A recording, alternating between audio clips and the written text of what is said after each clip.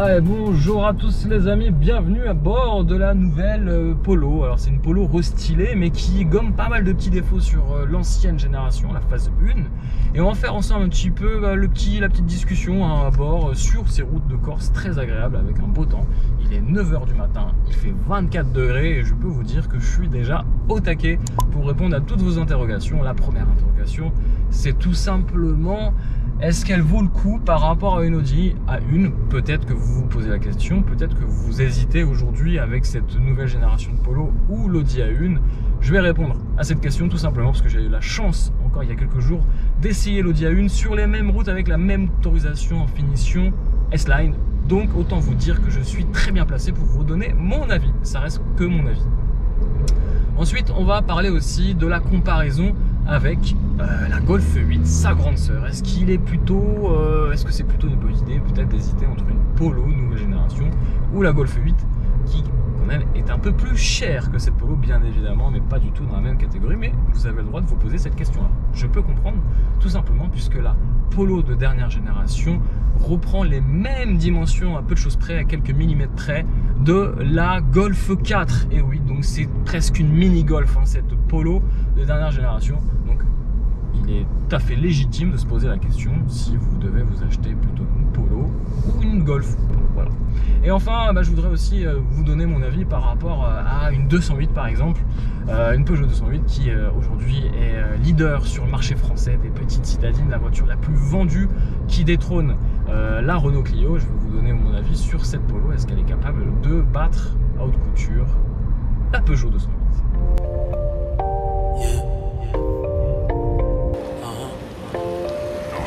Je voulais vous faire une petite confidence puisqu'il y a encore, c'est encore frais dans ma tête, puisque il y a 3-4 jours de ça, j'étais sur les mêmes routes en Corse, mais pas avec une Polo, mais cette fois-ci avec sa cousine germaine, l'Audi A1. C'est pour ça que j'ai beaucoup insisté à travers cet essai, la comparaison. Et là, je vais vraiment vous dire ce que j'ai beaucoup aimé, les avantages, si vous voulez, sur l'Audi A1 et les avantages de la Polo, si vous hésitez, bien entendu, puisque l'Audi A1 va être en fin de vie en 2025, il n'y aura plus de production. Je ne sais pas s'il y aura une phase 2, je ne pense pas sûr. En tout cas, il faudra qu'elle tienne 4 ans comme ça dans l'état. On va voir si ça tient technologiquement parlant. Pour le moment, elle ne démérite pas du tout une nouvelle Audi A1. Ça fait presque 1 an et demi ou 2 ans qu'elle est sortie. Elle est toujours dans le coup, clairement. Mais aujourd'hui, il y a la Polo, la nouvelle Polo, nouvelle génération. Alors, c'est pas la nouvelle Polo, c'est la Polo restylée, excusez-moi. C'est un abus de langage. Mais aujourd'hui, elle gomme pas mal de défauts. Donc on va commencer déjà par les avantages de l'Audi A1. Et le premier avantage qui frappe aux yeux, c'est encore frais dans ma tête, je peux vous garantir que l'Audi A1, motorisation équivalente, même moteur mais pas le même châssis, on le ressent, l'agilité et la sportivité, même au niveau de la boîte S-tronique, c'est quand même plus flatteur, plus sport, mais un peu plus ferme, même beaucoup plus ferme. C'est le revers de la médaille de l'Audi, c'est qu'elle sera moins confortable mais plus joueuse dans les virages. Donc à vous de choisir si vous êtes plutôt sur des longs trajets confortables, même en ville, Polo sans hésitation. Si par contre vous voulez un peu plus de sportivité, Audi A1.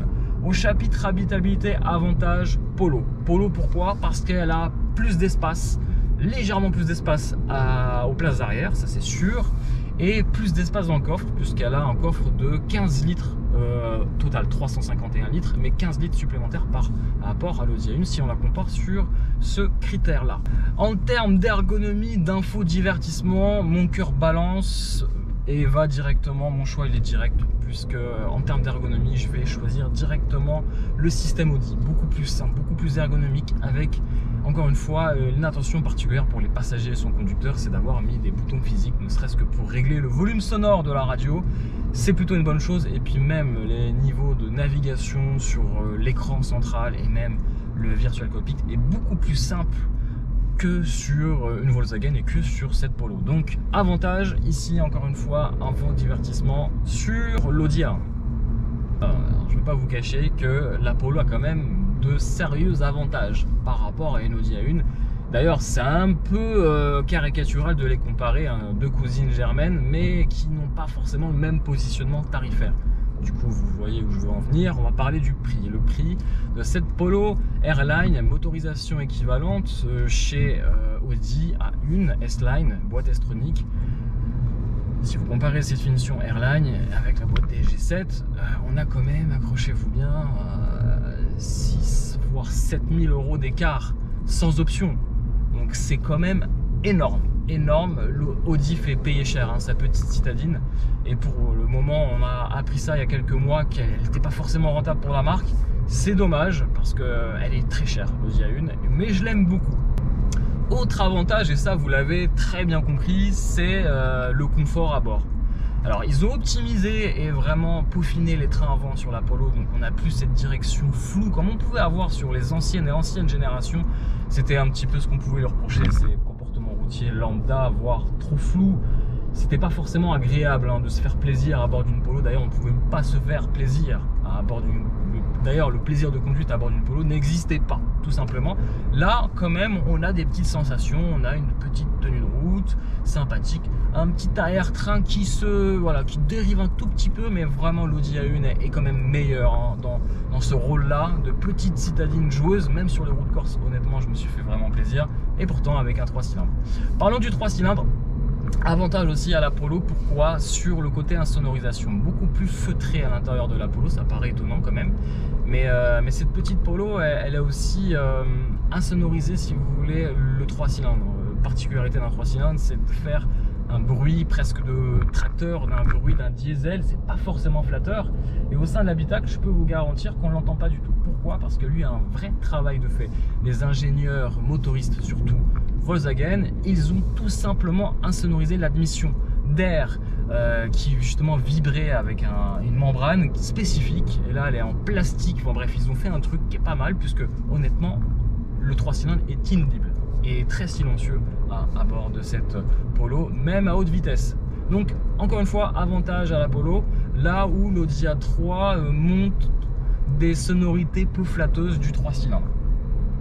Autre avantage, dernier avantage pour la Polo, c'est vous allez pas du tout y croire, mais oui, cette Polo a des palettes au volant. Honnêtement, j'ai pas compris pourquoi, puisque sur l'Audi A1 qui se veut plus sportive, elle n'a pas de palette au volant, mais la Polo a des palettes au volant. J'ai envie de vous dire, dans une Polo, tu te mets en boîte normale, même pas en boîte sport, tu te mets en mode de conduite normale, tu roules pépère et tu n'as même pas besoin de toucher aux palettes de volant. Par contre, si tu te mets en mode sport et que tu veux vraiment que la boîte elle agisse vraiment au quart de tour, tu prends le relais avec les palettes au volant, mais ça sera plus sur l'esprit joueur de l'Audi A1, pas sur une Polo. Alors, est-ce que vous hésitez peut-être aussi sur l'achat futur d'une Golf 8 ou de cette dernière Polo? Eh bien tout simplement, il y a de quoi hésiter aujourd'hui. Tout simplement sur, déjà si vous êtes très focusé sur la partie tarifaire, tout simplement, puisque la Golf 8 Airline, sur la même motorisation, va coûter quand même pratiquement plus de 7000 voire 8000 € plus cher. Donc ça commence à faire, et dans la balance du budget, c'est pas négligeable. D'autant plus que la Polo aujourd'hui a de très bonnes qualités routières, c'est-à-dire que vous pouvez vraiment rouler vraiment en dehors des villes et faire vraiment de la route. Vous pouvez même traverser la France avec, puisque vous avez avec un plein à peu près 700 voire 650 km d'autonomie, des petites consommations et surtout une bonne insonorisation, du confort et quand même de l'espace à bord et même dans le coffre, puisque le coffre fait quand même 351 litres, soit à peu près 30 litres de moins, 35 litres de moins qu'une Golf 8. C'est pas rien, mais honnêtement, voilà, pour les petites familles, ça peut largement suffire.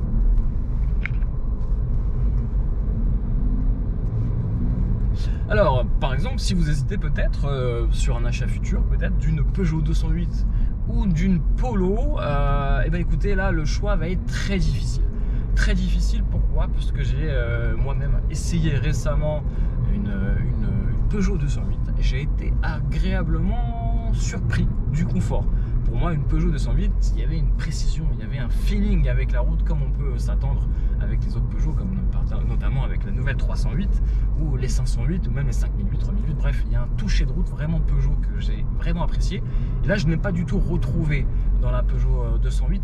Donc, au niveau confort, c'est quasiment l'équivalent d'une Polo. Donc, c'est surprenant.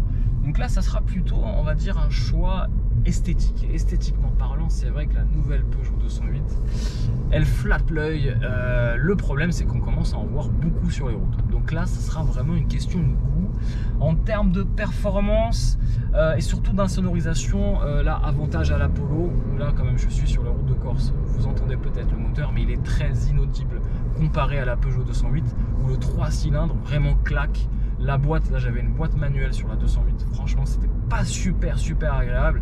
Le petit volant c'est sympa, mais ça cache quand même pas mal d'éléments sur le compteur. Ça dépend du positionnement de la conduite, mais du coup il faudra se régler aux petits oignons au millimètre près pour voir vraiment le compteur. Ça c'est des petites choses qui énervent finalement au quotidien sur la Peugeot 208. Mais sinon, on va dire que les deux font l'affaire, font le job. Clairement, vous pouvez à la fois l'utiliser tous les jours sans problème, mais je pourrais pencher sur l'agrément moteur, boîte, insonorisation, confort pour la Polo, et au niveau look, je craquerais pour la 208, tout simplement. Mais là, ça reste mon choix. D'ailleurs, dites-moi un petit peu, vous, qu'est-ce que vous préférez entre une Peugeot 208 ou une Polo? À vous de me dire en bas en commentaire.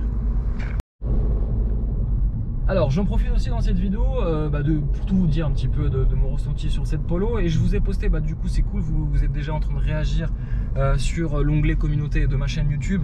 J'ai posté une photo de la Polo avec les clés. Je vous ai demandé un petit peu si vous aviez des questions sur cette motorisation. On est sur du 110 chevaux. Pourquoi déjà j'ai pas essayé la version 95 chevaux? Parce que là, sur le lancement de cette nouvelle phase on n'a que 2 motorisations sur les lignes de production. On a le 95 chevaux essence, il n'y aura que des essences, c'est fini le diesel, et pas d'hybridation, et le 115 chevaux, le 110 chevaux pardon, erreur de ma part, dont j'essaie actuellement sur les routes de Corse.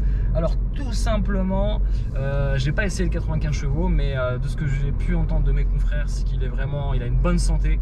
Il est disponible en boîte méca. D'ailleurs, je vous recommande de prendre la boîte méca à 5 rapports. Malheureusement, il n'y aura pas de 6e rapport pour rallonger et économiser en carburant si vous faites de l'autoroute. Si vous faites vraiment de l'autoroute, prenez une boîte des G7 si possible, même s'il faudra privilégier les entretiens réguliers sur ces boîtes.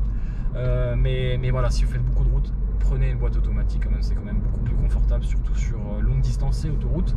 Et pourquoi je n'ai pas essayé? Tout simplement parce que j'ai pas pu, j'ai voulu vraiment me concentrer sur le 110 chevaux, puisque le 95 chevaux est déjà pas mal apparemment, quasiment les mêmes performances. On va rajouter peut-être même pas une seconde de plus en termes d'accélération, et en termes de santé moteur il est plutôt pas mal.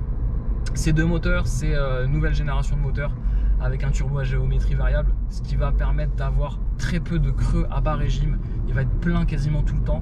Donc ça, c'est plutôt aussi une bonne nouvelle, un bon travail des ingénieurs motoristes Volkswagen. Autre point aussi, ce moteur a été bien insonorisé, c'est ce que je disais dans mon essai complet. D'ailleurs, je vous invite à voir mon essai complet sur cette Polo. Il ne s'agit pas ici d'un essai complet. Ils ont vraiment insonorisé, si vous voulez, le tube d'admission qui permet justement d'apporter de l'air au gros turbo, et donc du coup ça évite d'avoir ces claquements de 3 cylindres. Donc c'est assez intéressant, puisque ce 3 cylindres il est vraiment très inaudible, c'est le plus inaudible de son marché. Prenez une Renault Clio ou une Peugeot 208, je peux vous garantir, même les anciennes Polo, je peux vous garantir que vous l'entendez, ce 3 cylindres, et franchement il est peu flatteur. Voilà. Alors pourquoi aussi, j'ai vu dans les commentaires, pourquoi mettre un 3 cylindres? Bon écoutez, là on est sur une citadine, franchement on va pas se plaindre. Il me semble qu'il fut un temps Fiat avec sa 500 avait mis un bicylindre, donc autant vous dire qu'on a encore un peu de marge.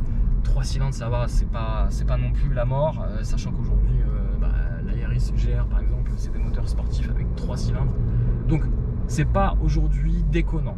Là où vous pouvez peut-être vous poser la question, et ça a été soulevé au chef produit directement Polo, on leur a posé la question pourquoi ils n'ont pas sorti comme les autres concurrentes tout simplement une version hybride. Il n'y aura pas d'hybridation, une version de motorisation hybride sur la Polo. Pourquoi? Tout simplement parce que les coûts en développement sont trop importants finalement par rapport à la rentabilité. Alors vous allez me dire, encore une fois, c'est une question financière, mais l'automobile c'est que ça, c'est qu'une question financière. C'est aujourd'hui on vous pond des boîtes à 6 rapports pour ne pas consommer, c'est uniquement pour se fondre dans la masse et surtout répondre aux nouvelles normes Euro 7. Donc ça c'est vraiment une obligation au niveau des constructeurs, et tous ceux qui ne respectent pas se font taper sur les mains à coups de malus et de malus carbone, et etc. Bref, on va pas refaire le débat. C'est osé de leur part de ne pas proposer de l'hybridation. Alors j'ai eu une autre question très intéressante. Est-ce qu'il y a vraiment un gap technologique entre la phase 1 et la phase 2 actuelle que j'essaie? Honnêtement, le gap technologique, c'est juste simplement une mise à jour technologique. Hein, on va jouer sur les mots, mais vraiment, si vous êtes féru de technologie, vous allez apprécier l'infodivertissement. J'ai l'impression que ça lag beaucoup moins. Vous avez des nouvelles technologies et encore, je suis pas sûr. C'est plutôt voilà, la commande de clim. Je suis pas fan. Le gap, il est pas non plus énorme, clairement. En tout cas, ça c'est mon avis. Hein. On a un écran tactile central qui est un peu plus gros. On a du coup un virtual cockpit, ou plutôt le digital cockpit chez Volkswagen, c'est comme ça que ça se nomme, qui va être de série sur toutes les voitures. Donc c'est plutôt ça, entre guillemets, le gap technologique, c'est qu'ils vont lisser la technologie sur les finitions inférieures. Voilà, en soi c'est pas non plus transcendant. Voilà, la vraie évolution, le vrai plus sur ces phases 2, c'est vraiment le travail qui a été fait sur la boîte, sur l'agrément moteur et sur le confort et l'insonorisation. Clairement, pour une phase 2 pour un wrestling, c'est quand même pas mal en termes d'évolution. Puis après le look extérieur, après là c'est les goûts et les couleurs. Hein. Le look extérieur, moi j'aime beaucoup l'avant. Ils ont pris aussi le principe des phares Matrix LED sur une Polo, c'est quand même pas mal. C'est encore plus valorisant, elle se valorise hein, au fur et à mesure des années. Je dirais même dans mon article de blog, hein, je vous invite à le lire, je le titrerai de cette manière-là, le bon cru. Clairement, c'est le bon cru. Hein. C'est la Polo la plus aboutie pour moi, de toutes les générations confondues. Et puis derrière, vous avez après en termes de technologie, il n'y a pas non plus. Voilà, on a Android Auto, on a CarPlay, ce qui est déjà très bien. C'est ce qu'on veut. Nous, quand on veut mettre le GPS, on ne veut pas le GPS du constructeur. On veut les dernières technologies mises à jour comme Waze. Et ça, c'est très intéressant de pouvoir le mettre directement sur ce grand écran. Petit bémol quand même. Bon. Ok, je chipote, je l'ai dit dans mon essai, mais c'est vrai que bon, la caméra de recul, pixelisation et surtout la qualité, c'est pas dingue. Clairement, c'est pas dingue. Voilà. Mais sinon, c'est une bonne voiture. Et si je dois mettre une note à cette nouvelle Polo, entre guillemets, je mettrais vraiment voilà, un bon 16 sur 20, voire un 17 sur 20. Clairement. Voilà, c'est un bon cru. Et il y a eu une belle évolution. Voilà, il y a quand même des points noirs à régler. Je pense sur l'ergonomie, l'infodivertissement, je trouve que c'est pas du tout au point à mon goût, à mes yeux. Après, si on est habitué à la technologie et à l'ergonomie Volkswagen, pourquoi pas. Je trouve que quand même il y a des lacunes par rapport à ça. On sent que c'est pas forcément leur domaine. Et puis rendre toutes les touches de commande tactiles, notamment sur la climatisation. Voilà, j'ai mis encore un bémol. J'espère que pour les prochains modèles, ils reviendront à des boutons physiques. Qui coûtent peut-être plus cher en production, certes, mais qui sont quand même plus confortables pour son utilisation et même voire en termes de sécurité, c'est quand même mieux. Voilà. Alors j'ai eu quelques interrogations en plus qui se sont ajoutées hein, dans la photo de cette Polo. Alors il y a une personne qui se pose la question effectivement, une utilisation en montagne, le problème de ces moteurs essence, 110 chevaux, etc., ça consomme beaucoup. Je suis d'accord avec toi clairement, sauf que là aujourd'hui ce moteur là, j'ai pu vraiment le tester en conditions réelles hein, de montagne. On était en Corse et sur la partie pas sur le littoral mais vraiment dans les montagnes. Donc on a grimpé assez haut si tu veux. Et en termes de consommation en montée et en descente, j'étais à 7,5 litres au 100. Mais sans vous mentir, en ayant le pied pas léger sur l'accélérateur si je peux me permettre, on a vraiment rouler avec pour voir un petit peu le potentiel dynamique de la voiture. Il est là beaucoup moins qu'une A1, mais en tout cas pour répondre à la question, 7,2, 7,3 litres au 100, ça c'était mes consons réels, hein, celles que je peux voir juste à l'instant sous les yeux parce que là on vient de quitter la montagne. Donc pas de crainte en tout cas sur les surconsommations éventuelles. Pour moi il n'y a pas de raison de s'inquiéter. En tout cas, c'est ce que j'ai pu constater. Excellente remarque de Benji. D'ailleurs, Benji, merci à toi hein, d'être là, fidèle à toutes mes vidéos et à commenter avec des très belles analyses. Donc, merci beaucoup. Petit clin d'œil à toi. Et merci pour cette analyse. Tu disais, en gros, si je reprends ton commentaire, que finalement, après chaque génération de Polo, elle s'améliore, elle grossit de plus en plus. Et finalement, c'est un petit peu... est-ce qu'on pourrait se poser la question ? Et finalement, est-ce que cette Polo n'a pas des dimensions d'une Golf? Alors, D'une Golf 8, non, clairement pas. La Golf 8 est quand même plus grande, avec un espacement, un empattement beaucoup plus avantageux pour la Golf. Ça, c'est normal, heureusement d'ailleurs. Mais effectivement, c'est une bonne remarque parce qu'il y a des confrères de, je sais plus, Clio, Automoto, Auto Plus, je sais plus.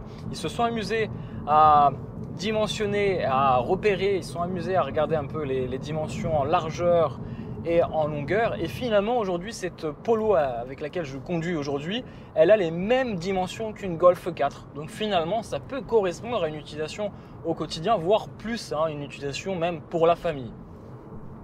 Bah tiens, petite question, on me demande clairement si ce moteur 110 chevaux a de la gouache et il a du punch pour doubler par exemple. Bah regardez, ça tombe bien, vous ne le voyez pas. Alors par contre, il faudra se mettre, si vous avez la boîte DSG, se mettre en mode sport hein, tout de suite, parce que la boîte D, c'est pas possible. Elle est très lente et elle a vraiment été intégrée pour les cycles d'homologation. Mais en conduite normale, je vous recommande tout de suite de vous mettre en mode sport tout de suite.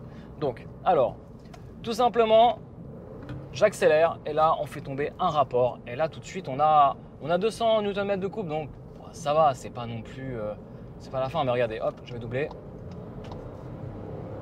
Franchement, ça le fait. Hop, palette au volant, je reprends. Et puis voilà, c'est bon. Franchement, sans souci en vrai. Hein. Attention, hein, si tu veux doubler une Audi S1, une S3 ou une RS3, là par contre, ça sera un peu plus compliqué, bien sûr, avec cette Polo. Hein, elle fait que 110 chevaux.